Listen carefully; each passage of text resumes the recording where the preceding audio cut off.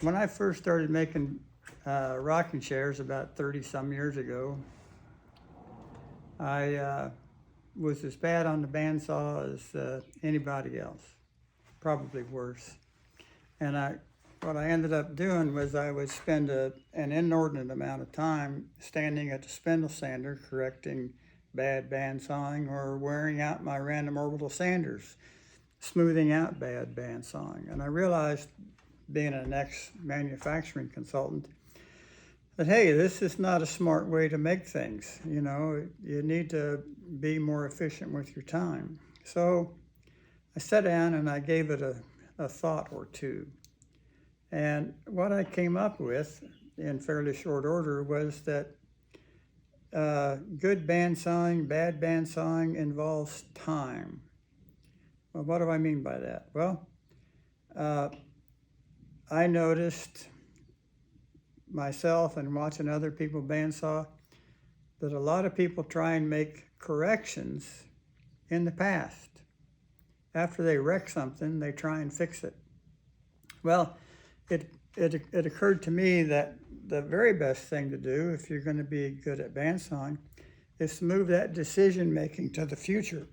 Make those changes before you get into trouble. What do I mean by that?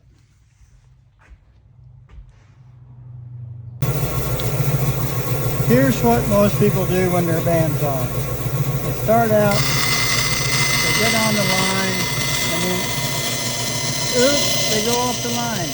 Oh, what do? Well, they try to correct it right here. Oh, you can't correct it there, guys. It's already gone bad. And then they come up here, and then they go, oh, try to correct it. Oh, you can't correct it that way, guys. You got to do it before. So you come back on the line. They just, everybody wants to go back and forth, back and forth, back and forth. And finally, they'll get something close to it, and they'll go home with it. Well, I thought about this, and I said, well, what are we doing here? Well, what we're doing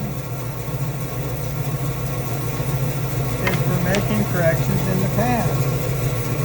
We should be making corrections in the future. So what do you do to move the decision making into the future?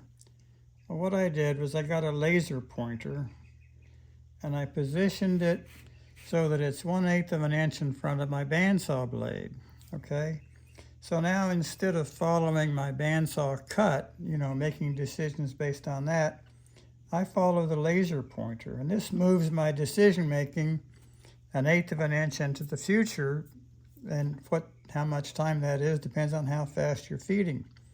But this way, you're making decisions before you make the cut. And this is a lot better way to do things.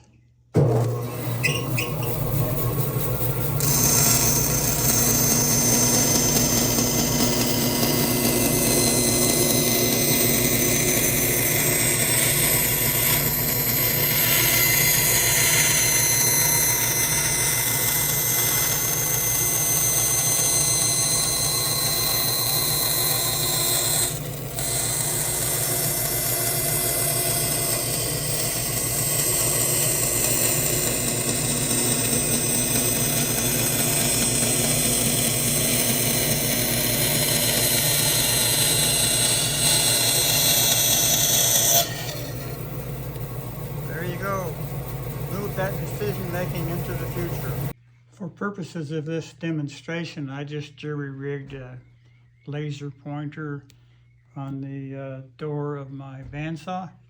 You can see I've got some rare earth magnets, and I've got some double stick tape here and all kinds of stuff. It's not really very secure, and it's not quite in the right place.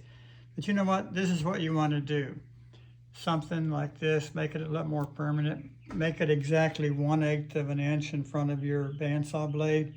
This is a 1/4 inch, it's a little too far.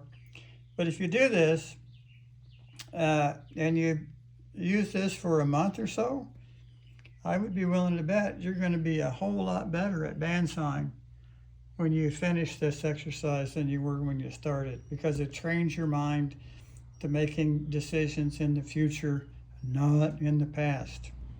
Good luck, guys.